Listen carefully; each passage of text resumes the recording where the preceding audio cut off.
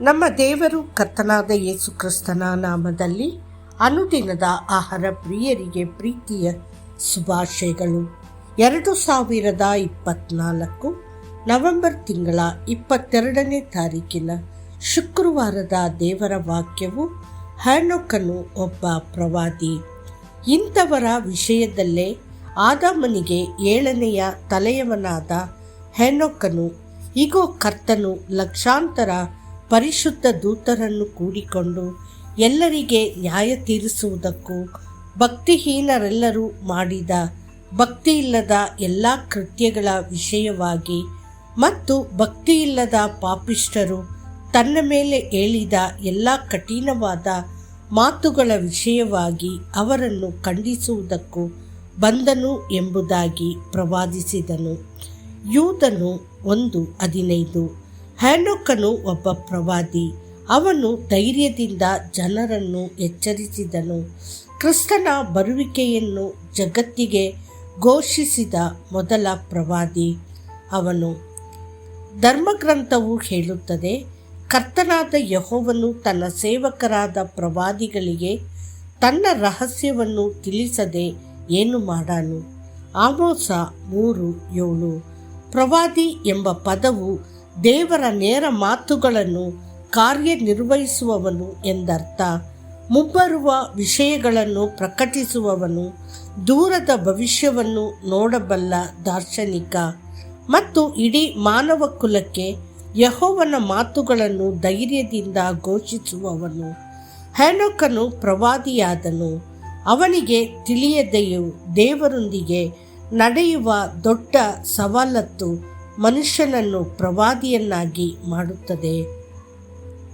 ಯೆಹೋವನು ತನ್ನೊಂದಿಗೆ ನಡೆಯುವವರಿಂದ ತನ್ನ ರಹಸ್ಯಗಳನ್ನು ಮರೆಮಾಡುವುದಿಲ್ಲ.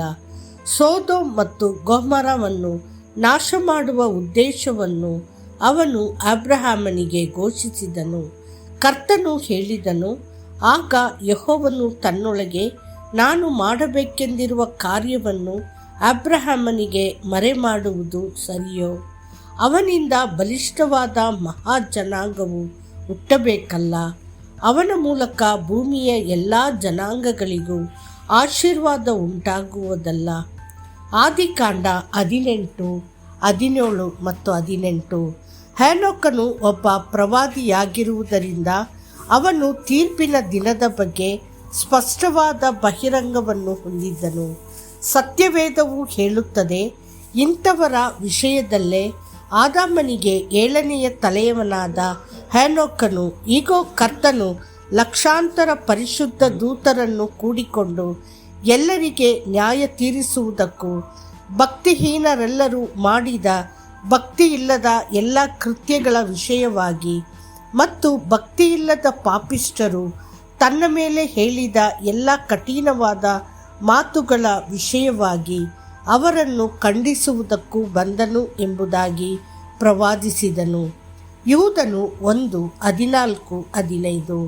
ಹಳೆ ಒಡಂಬಡಿಕೆಯಲ್ಲಿ 3 ವಿಧದ ಅಭಿಷೇಕಗಳಿದ್ದವು: ಪ್ರವಾದಿಯ ಅಭಿಷೇಕ, ಪುರೋಹಿತರ ಅಭಿಷೇಕ ಮತ್ತು ರಾಜರ ಅಭಿಷೇಕ. ಹೊಸ ಒಡಂಬಡಿಕೆಯಲ್ಲಿ ದೇವರು ಸಭೆಯನ್ನು 5 ರೀತಿಯ ಸೇವೆಗಳನ್ನು ಇರಿಸಿದನು.